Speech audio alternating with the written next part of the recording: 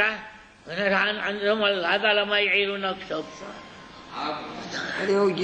هذا مدرسة الصبر، ما تسمى جامعة جامعة الصبر. في مسألة قضية التجميل غير التيمم، يعني تجميل بيتيمم بالماء كأنه يتيمم بالتراب، يعني بيتيمم أحيانا بالماء، يعني تجميم يسمى، يغسل وجهه ويديه كما بيتيمم بالتراب المريض في حاله.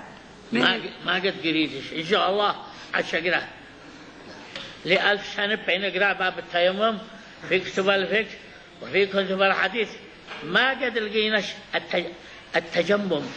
هذه لا تجه يقولون لهم باب فعل قال بين تجمم يعني بين تيمم، هذا لا ثغى.